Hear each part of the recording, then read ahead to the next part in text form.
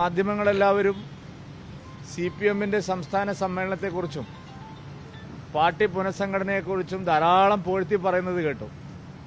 പക്ഷെ അവിടെ യഥാർത്ഥത്തിൽ നടന്നിരിക്കുന്നത് എന്താണ്?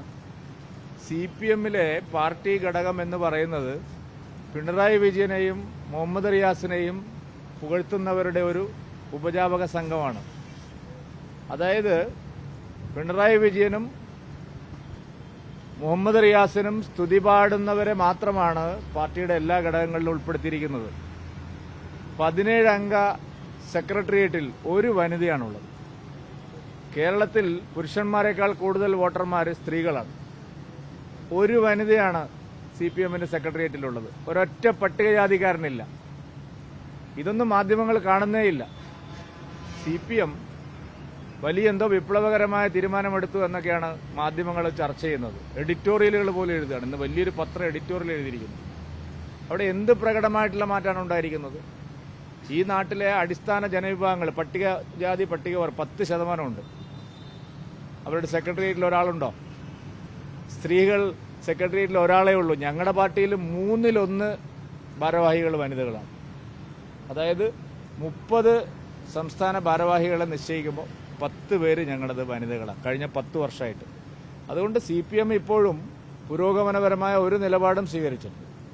പത്മകുമാറിന്റെയും അതുപോലെ P ജയരാജന്റെയും സുകന്യയുടെയും ഒന്നും വ്യക്തിപരമായിട്ടുള്ള വിമർശനങ്ങളെ ഞങ്ങൾ അതിനെ കണക്കാക്കുന്നില്ല. കാരണം അത് അവരുടെ ആഭ്യന്തര കാര്യമാണ്. പക്ഷെ അടിസ്ഥാനപരമായ ഇത്തരം വിമർശനങ്ങൾ ആ പാർട്ടിക്കെതിരെ ഉയരുന്നുണ്ട്. അടിസ്ഥാനപരമായി CPM ഒരു സ്ത്രീ വിരുദ്ധ പാർട്ടിയാണ്. ഒരു ദളിത് വിരുദ്ധ പട്ടികജാതിക്കാർക്ക് എതിരായിട്ടുള്ള ഒരു പാർട്ടിയാണ്. അത്തരം ആളുകളെ പ്രോത്സാഹിപ്പിക്കുന്ന സമീപനമില്ല. അവരുടെ പോളിറ്റ് ബ്യൂറോയിലുമില്ല, സംസ്ഥാന സെക്രട്ടേറിയറ്റിലുമില്ല. അല്ല, അതൊക്കെ ആദ്യം അദ്ദേഹമാണ് നിലപാട് വ്യക്തമാക്കുന്നത്. അല്ലാതെ ഒരാൾ പാർട്ടിയിൽ നിന്ന് പുറത്തു വന്ന ഉടനെ അല്ല. അദ്ദേഹത്തിന്റെ നിലപാട് എന്താണോ അതിനുശേഷം ബാക്കി കാര്യങ്ങൾ ചർച്ച ചെയ്തിട്ട് തീരുമാനം.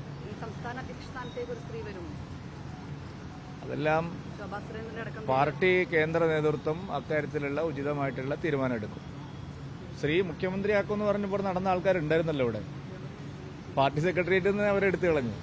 വനിതാ മുഖ്യമന്ത്രി വരും പ്രതീക്ഷ ഇപ്പോഴും ഉണ്ടെന്നാണ് ശൈലജ ടീച്ചർ പറയുന്നത്.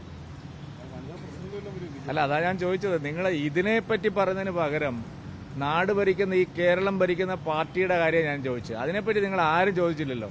എന്തേ ഒരു സ്ത്രീ ആയിപ്പോയി? സെക്രട്ടേറിയറ്റിൽ എന്തുകൊണ്ട് ഒരു സ്ത്രീ? സെക്രട്ടേറിയറ്റിൽ എന്തുകൊണ്ട് പട്ടികജാതിക്കാരില്ല? നിങ്ങൾക്ക് ആർക്കും അത് ചോദിക്കാനുള്ള ധൈര്യമില്ലല്ലോ. അയ്യോ, വല്ലാത്ത കഷ്ടം തന്നെ. അല്ല, ഇന്ന് തദ്ദേശ തെരഞ്ഞെടുപ്പിന്റെ തയ്യാറെടുപ്പുകൾ സംബന്ധിച്ചുള്ള കാര്യങ്ങൾ മാത്രമാണ് ഇന്നത്തെ യോഗത്തിന്റെ അജണ്ട.